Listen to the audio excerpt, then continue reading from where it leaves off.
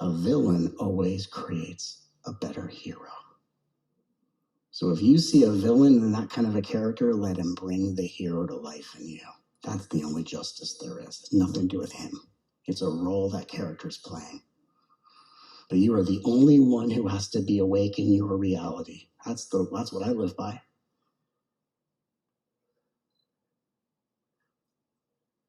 I don't need anyone to be awake. I mean, that's the gift I give you, is every time we're together, your conscious awakens and I'm helping to shepherd this process. I don't require anyone to be awake in my life. In my personal life, I don't have conversations about awakening. I have conversations about laughter and about pain. Because that's actually what I'm interested in, the comedy and tragedy of being a person. And the more awake you are, the more incredible of a person you're going to be. But I want to hear about your gains and losses, your wishes and disappointments. I want to hear about what makes you laugh until you cry. And I want to know what reduces you into a puddle of tears, because that's what's real. The ability and willingness to be here under all terms and conditions. I'm the only one that has to be awake in my life, because as an awakened being, and I'm just saying that as a reference point, I have the tenacity to grow and become better as a result of anything. And the more awake you are, the more resilient you are, and the faster you recover, and the better you become. And you're not afraid to love, and you're not afraid to lose, you're not afraid to have yourself trip and fall face first into the center of the Grand Canyon. You will pick yourself up and you will be better than ever before, and you will live the tale that inspires other people who are too afraid to follow the flow of what is calling them home. I don't need anyone to be awake. I don't need my partner to be awake whenever that person decides to show up. I don't need my world to be awake. I don't need clerks at stores to be awake. I don't need politicians to be awake. That, for me, is completely besides the point. The only one who has to be awake, me. I've placed my bets, all money, on this character. And I wish the world the best of luck. That's where you have to get. Because otherwise, and God forbid you have a belief that says, I need to make sure I have a really spiritually aligned partner, because then they'll be the person that never leaves me, right? No, they're going to do the same thing your other partners do, just with spiritual ideas. You know that one's true. We felt that one. Oh, I don't know. You know that's true. Not every person, of course. Not every person, but come on, let's be real. Let's get real. You're the only one. I'll even make it deeper. You're the only one that can awaken in your world. You're the only one that can be awake. Because it's only your consciousness that can actually become aware that you are the one watching all of this. Everyone else is just being whoever is needed to be to help you become more of who you're meant to be. And when you don't ask anyone or insist anyone to be awake, and you don't get into these weird conversations like with your partner, like they need to do these dance moves and you got to do these dance moves and then we're going to get it right, then you can actually relate to people.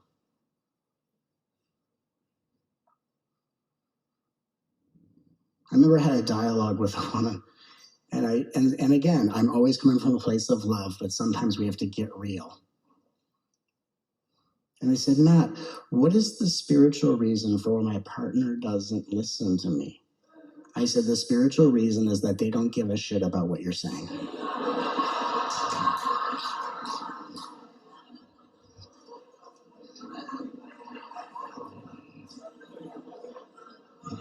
And if you could start saying things that match what they think, they would probably listen more often. And she said, but I don't live by what my partner thinks, and I don't want to say those things. Well, you should find a different partner then. Because you're in a relationship with someone who gives a shit when you say things that matches more of what they believe, and when you don't, they stop listening. And she said, but what if I just accepted my partner? I said, what if you accepted that this is now your ex? That'd be better. Get real. Get real.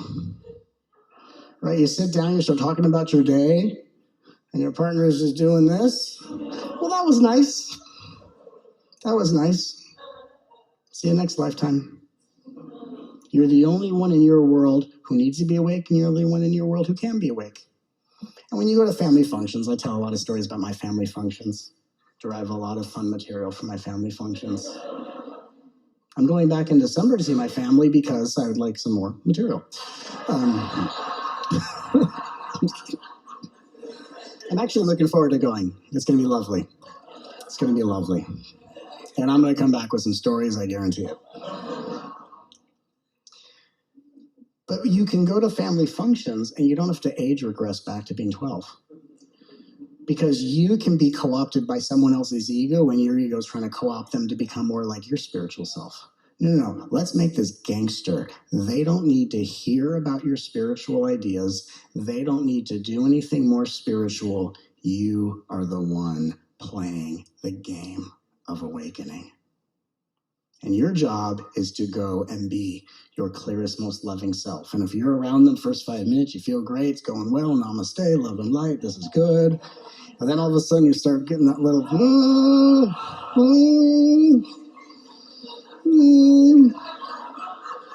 right? The egos of your family just start chiseling away. Little comments, little funny comments. Right? Like someone goes, you go, what? First of all, here's a clue. To not open up a can of worms, anytime someone in your family makes a noise, don't ask what. Because it's gonna be shitty. We go, what? And they say, I just thought you said you were working out. Yeah. Welcome to Gangsterland. I actually once had that experience, and as a lot of you know me from my teachings, but obviously I've had various incarnations in this lifetime before I was a teacher, and funny enough, it's funny, I talked about this at a retreat once about how I used to be, and people thought it was a joke. It was very lovely. Because I used to be a personal trainer. I actually used to be a bodybuilder, to be honest. That's not a joke, that's true. And when I was in high school, I was the smallest kid in school, both in height and size. I was 98 pounds. And when I had never played sports because I had asthma, and I never knew my body would respond to lifting weights. And I started lifting weights, and in 8 months, I went from 98 pounds to 160. And I was actually looking at competing in bodybuilding because it became like a sport that I really resonated with. And then I got I got my back injured and I went through a healing crisis, and I said, universe, if you heal me, I'll serve your will. And after 2 years of having a debilitating back injury of epidural shots, and my back was healed in 10 seconds when I said that, and I was activated as a healer. And when I went through Kundalini Awakening, I gained some extra weight to ground myself. And so I went from being this guy with shredded abs and walking kind of like a gorilla, which, when you lift weights, it's what you do, right? You start building muscle and you think, I need to start wearing child-sized t-shirts. I need my clothes to look like a wetsuit.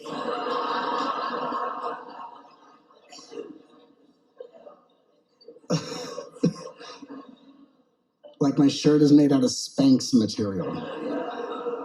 And I remember going to a family function, someone, I went, what? And they go, I just remember you as someone who used to work out a lot.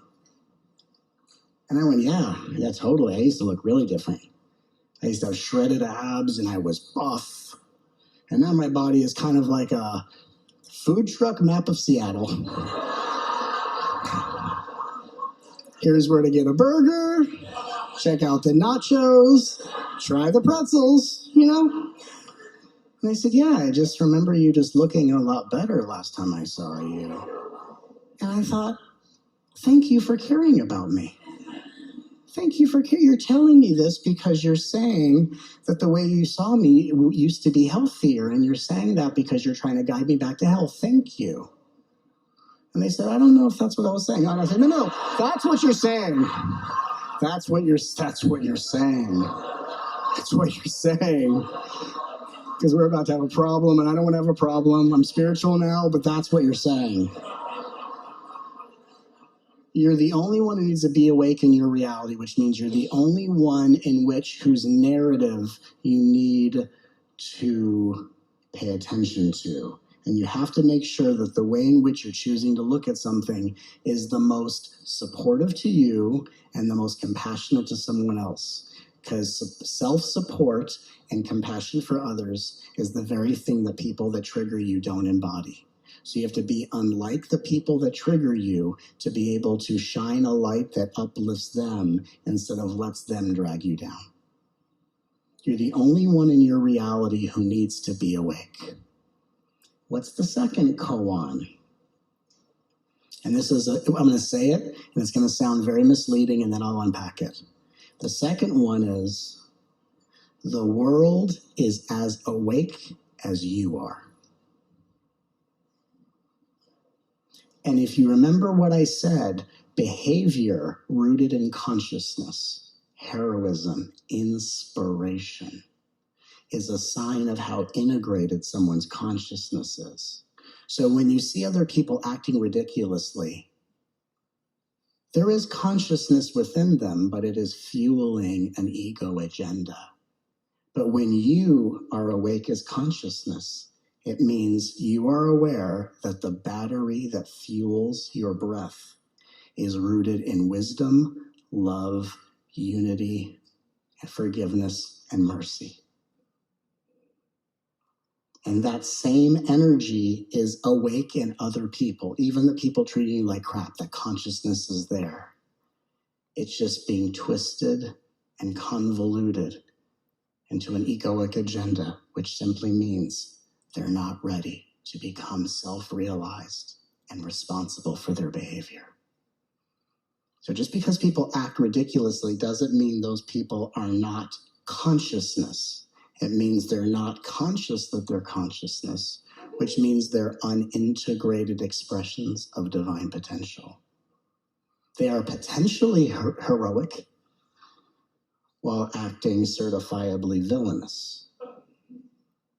But when you say that's not consciousness, if you say that's not consciousness, you're choosing to deny the consciousness in you. So you're looking, the world in view that you see, the world in view is a conscious world, a world that is coming into consciousness. And you are the consciousness that is watching your light wake up in other people. And when people mistreat you, you go, that is waking up in this person at a rather slow rate, isn't it? Everything is consciousness. Not everyone is conscious of it or integrated into that liberated expression of divinity. So when you look at the world and you go, oh my God, this world is crazy. No, what's happening is consciousness is waking up in people who haven't decided to choose it. And you're watching their egos run for cover and try to manipulate it into something more pleasurable to their conditioning. The world is not brimming with fear. The egoic world is fighting for its life. And the people that mistreat you are fighting the salvation of their own expansion by hiding and trespassing in your field just to have something to pick at. And when you hold a space that says, I may not like how they are, but I understand, you make it harder for them to pick at you. Because how can an ego pick at you when you don't see separation between you and them? When you say, here's what makes me, me, and this is what makes you, you, you've now become separate, and now you can have an enemy, an antagonist, an adversary. Someone opposes you, you don't oppose them. And the easiest way is you just have to develop the ability on an authentic level to be interested in someone who is exhibiting uninteresting behavior. When someone has a problem with me, which doesn't happen very often, I'm blessed to say I get a lot of very positive attention. But if someone had a problem with me, my job is to be interested. Is what they say going to benefit my life and change my life in a positive way? Probably not. Is it going to be something that's going to help me grow and expand? I don't know. Let me listen and see. But my ability to be interested in someone is giving my attention to their consciousness so that while they're sharing whatever feedback they're going to say, my job is to accelerate their evolution. Because you accelerate someone's evolution by not slowing down and stunting your growth. Be interested. You chose to be with your family on a given date. You're already going to be there. So you either get in your car and leave, or if you stay, be interested. Being interested is how you get real with people without needing them to get real with you. No one can get real with you. You could only get real with yourself. And you can be real or get real with someone else, even if they're in an illusory fantasy.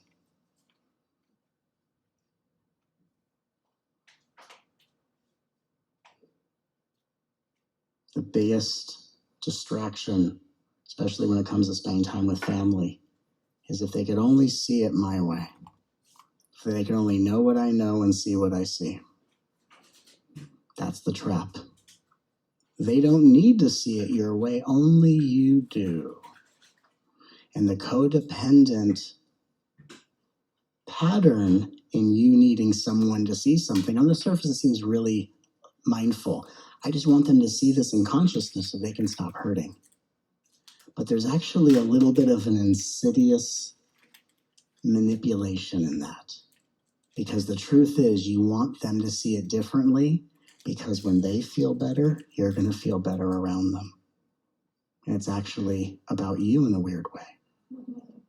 Which is why they, in their ego, which is God dressed up as the ego, pretending to be unconsciousness, is fighting you. Because God's way of saying, hey, don't try to wake up that character. That character's waking you up. And you say, oh, I'm already awake. Apparently not.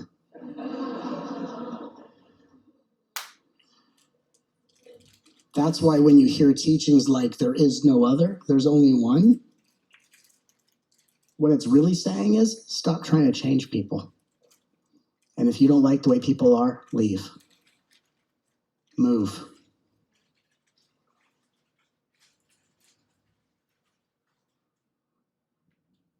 Or say, hey, I would like it if you did this differently. Oh, I'll do that. And then repetition shows you. They're not going to do that. What are you going to do? Get real. The hero's journey only needs one option. And if you're somewhere you don't want to be, what's the one option? Go. Anywhere else. And choose the inspiration of consciousness, a consciousness where you're the only one that is to be awake in your world, and the world is as awake as you are. So when we're on our keyboards, typing things and talking about the world and blah, the world and all this stuff,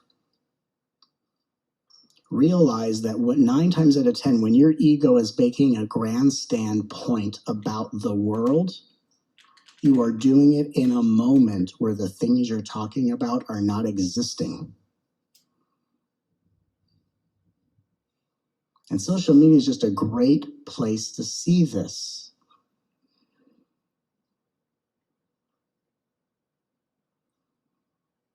No one but you will awaken in your world, and the world is as awake as you are. And I'll give you an example of this in my own life to really make it more real. My sister and I have a wonderful relationship now. And she knew me, you know, when I was growing up. My sister is 10 years older than me.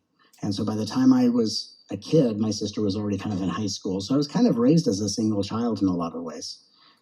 I knew my sister, but she kind of came and went because she was, you know, she had a car and doing the teenage thing.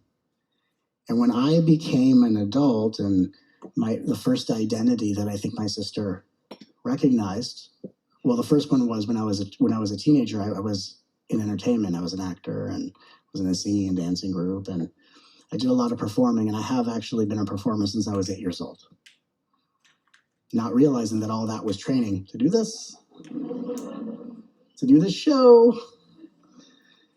And then I got into bodybuilding and personal training, and, you know, and I understand my sister's point of view, like, oh my God, he's an actor, and then he's a singer, he's a dancer, and now he's a bodybuilder. Like, I was my own Village People. Like, what are you this week, Matthew? And then I had the healing crisis. I go, hey, Shannon, I used to be an entertainer, an actor, then I was a performer, and then I was a bodybuilder. Now I'm a psychic superhero. And I became my sister's weird spiritual brother, because every so often I became a new version of myself. And I'd go to family functions. You know, when you go to a family function and there's this energy in the air, and you taste the energy and you go, I think this is the energy of, y'all been talking about me behind my back. You know that energy? We're like, everyone, shh, don't say, he's coming, don't say anything. But the energy is still in the air. The residue, the fog of the judgment is still in the airways. You could feel it, right? And the tip-off is you go through the front door and, hi, hey, look who it is. And everyone's exaggerating and overacting. And I'm like, what the fuck's going on here? You guys are talking about me. Oh my God, what's going on? And no one said anything, but I felt like I was my sister's weird spiritual brother. And people in the family would ask me questions, trying to be very normal. So what's going on in your life, Matt? Your sister tells us that you're into spirituality. Yeah, I'm working as a healer now. Oh, okay. Oh, wow. And are you able to make a living doing such incredibly fictitious fake things that I have not been trained to accept as reality? How's that going? Pretty well. Pretty real. And every time I would spend time with my family, I always had this little voice inside of me that said, it doesn't matter how they act, it only matters how you respond. And that's the game I played. And function by function, I played the character of I'm your weird spiritual relative. And little jabs and little jeers, we're all standing in line, getting samples of the food at the buffet. And, oh my God, I took too much coleslaw. How unspiritual of me. And people ask me ridiculous questions. If I put a cup down without a coaster, is that unspiritual? And I just sat back and I thought, I'll give you that. That's okay. My time will come. My time will come, people. And I focused on, it doesn't matter what they say, it only matters how I respond. If I'm choosing to be in this location, I'm just going to focus on responding with kindness and love. And there are many times I had to go in the bathroom and I would just sit there and do I love yous. And sometimes I'd cry a little bit and I'd feel like, wow, I am like a spiritual Rudolph the Red-Nosed Reindeer. And Santa Claus, I'm ready to lead your sleigh tonight.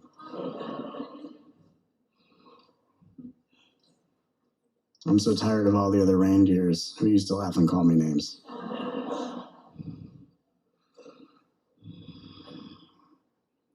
Who, by the way, never let poor Rudolph play in their reindeer games. even though I was at Hanukkah parties.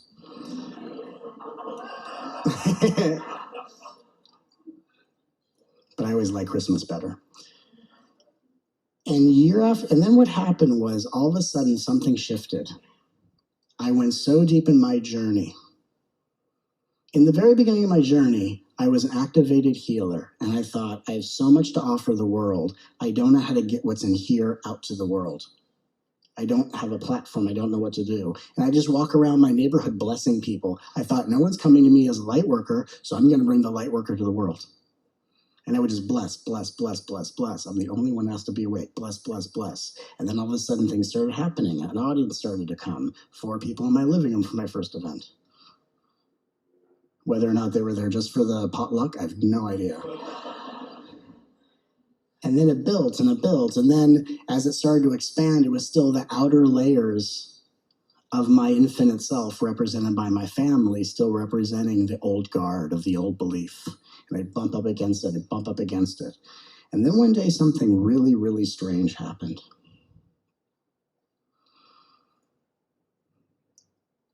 Where everyone my sister knew, it seemed, would ask her, is Matt Kahn your brother? He's amazing. And I just did what I needed to do enough times where all of a sudden I became, I guess, successful enough, popular enough, where all of a sudden it didn't matter what they did and didn't believe religiously or about the gifts that I have. It was just, oh, you're actually someone. Well, it's a pleasure to meet you. And then my niece, who was in college at the time, was in finals, and her sorority sisters were trying to find peace during all the stress, and were passing around inspirational quotes. And then my niece says, wait a second, that's my uncle. Your weird spiritual uncle? And all of a sudden, the field opened up. And it wasn't just you treating me as the light that I shine. It was that I had shined my light so bright that the people who thought they knew me from my earlier years were forced to forget how they defined me.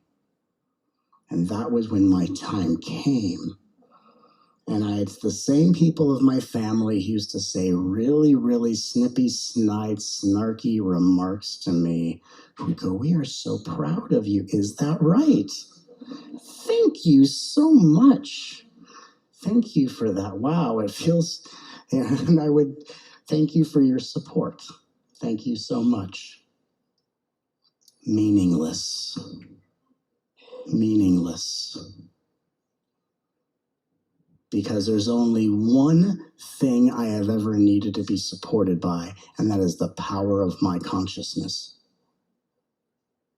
It is my guide, it is my guardian, it is my companion, it is myself, it is my everything, it is what you are right now. Rely on that. And that has one option in every moment, and you follow it. Because you're eventually going to get to a place where the intensity of not choosing something unknown is more painful than continuously repeating this rerun of an existence. You want a season premiere? Choose differently. And rely on your consciousness. Befriend your consciousness instead of vilifying the conditions in other people as if they owe you anything. My family doesn't owe me anything, and it's wonderful that they support me. I love them dearly. But it wasn't their support that got me here. It was my consciousness that got me here. When no one knew my name, and I'd speak at New Ren Books in Portland or East West Book in Seattle, and I'd say things that was of the new paradigm before people knew what a new paradigm was, and people would sit there, I just don't know what he's talking about. And I'm in this catch-22 where if I say something challenging in the old days, they would sit there and go and question and doubt and go, I just don't know that that's even right. But then if I say the things that they actually believe, they walk away and go, that was nothing new and special. Screwed either way. So I have the tendency of going on stage in front of people, being very nice and kind and making things very weird. And then we all came together and created the love revolution, because it was your evolving consciousness with my evolving consciousness, and we met in the middle and we say, let's change this place for the better. In order for all of us to really dive deep into the awakening of our consciousness and integrate it and let the one inspired choice lead you from one breath to the next, the only thing that you rely on is your consciousness, which is your awareness, translated through your senses. And in every moment, everything's giving you clues. You see something and you don't know why, but your consciousness says, pay attention to that. There will be a quiz.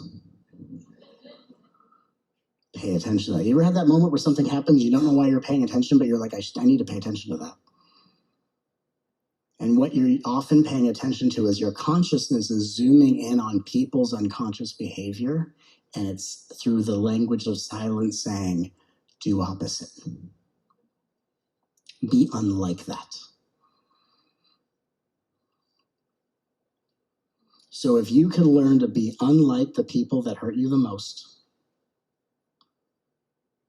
and more in alignment with the one inspired choice that leaves you no option but to do the most courageous, loving thing in every moment, no matter how unpopular it makes you in your circle, no matter how many people dump on you, no matter how rejected you feel, you're on a vision quest right now. And it is leading you nowhere else but into reuniting with your eternal consciousness. And when the consciousness or energy source in you doesn't have to be wedged through the filter of egoic conditioning, you are then free to express and focus your light and to co-create a more magnificent reality through the journey of inspiration, which occurs through the simultaneous death of competition and comparison. And that is why we're here. Because we're already on this journey. We're steeped in this journey. And if you feel the energy of the world, we're at this place where people are either waking up at record speed, or there are now more ways than ever to go back to sleep. And even if you go back to sleep, you're not going to lose the consciousness you've cultivated. You're just going to put it on pause until you wake up again. So you don't lose anything. It's just kind of like when your phone goes into sleep mode.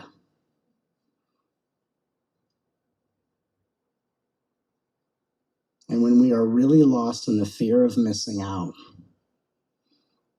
when you step back and look at that, you find yourself making a lot of repetitive choices, where the one thing you're actually missing out on is the adventure that you've been prepared to take for infinite lifetimes, which is to look at the way the world acts and chooses, and for you to carve your own path in a direction no one has explored. I humbly sit on stage with you, offering you teachings, transmissions of energy, and a way to interactively heal, awaken, and integrate the light of your soul in ways the world has never seen as possible. There are things that I do with you that people don't understand how it even happens, because I'm bringing through rather sophisticated and advanced levels of processes and healings from high dimensions. To shift the morphogenic field, which means to give the world an opportunity to know the kind of consciousness that can be embodied, which then gives other people the opportunity to pop into that alignment as well. We are changing the game. We are shifting a brand new paradigm. And we are carving paths and directions no one has explored. Because we've been trained through infinite lifetimes for this journey, and the one thing we didn't come here to do is the same old thing again. We came to celebrate ascension before we can see and confirm it. And we came to be aligned in love, no matter how anyone else thinks, acts, or behaves. And it doesn't mean that the people who are acting the way they act and the people that have done things aren't going to be held accountable for it. But the merciful universe looks at people who act the way they act, and there's no punishment handed down. There's just an extreme trajectory of transformation. And if you could let go of the responsibility of needing to make sure the people that have hurt you are dealt with in justice, and focus on the only justice, which is you're the only one that needs to be awake in your world, then you will raise the vibrational frequency of the world you inhabit and abolish the ability for anyone to use their hurt to hurt other people. That's justice. And that is what we are creating and expressing as the love revolution. Where we're at on the planet is such a pivotal turning point. In order to anchor the kind of light, love, peace, and oneness that is going to truly uplift this planet, we cannot get lost in the games that other people are playing. And the reason we get lost in these games, and I'll use this point to tie it all together, is because we have a tendency to entrain with the vibration of people who are acting out the lesser qualities than what you already embody. And it's because when you were a child and you were already a naturally awake being, but not self-realized in that awake, you looked at other people who were finding joy in things that you didn't understand, and you thought you were being left out. And you thought, if I could be more like people, I'd be better liked by people. And you went to sleep and went into the play. And you did it purposely to wake back up. You've already started to wake back up. Don't go back to sleep. Let everyone else do what they're going to do. You're the only one that has to be awake in your world, because consciousness is everything, the everything that you are, when you allow the deepest truth to guide you forward, no matter the risk or cost.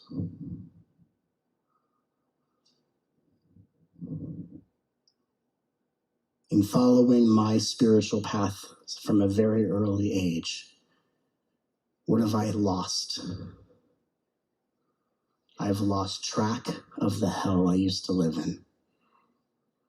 I've lost sight of the ways in which I was conditioned to act like the family that didn't know any better.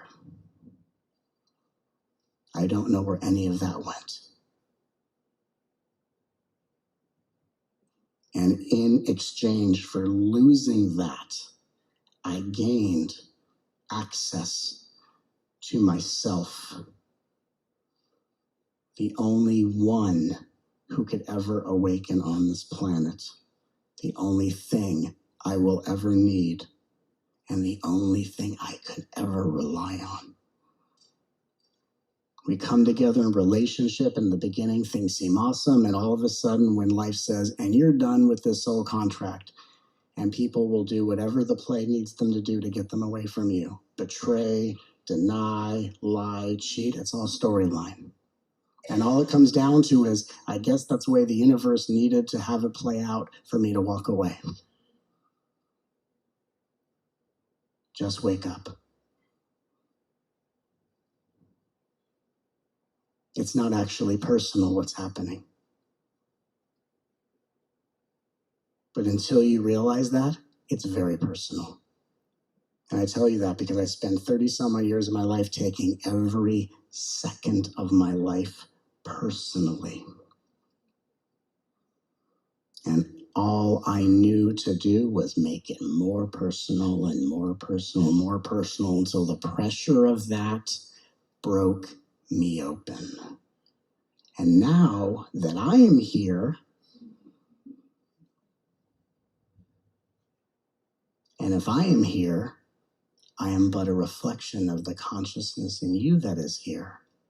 So now that we are here, we are the living proof that all is truly well. Because you are the only one that needs to be awake in your reality, and the world is as awake as you are.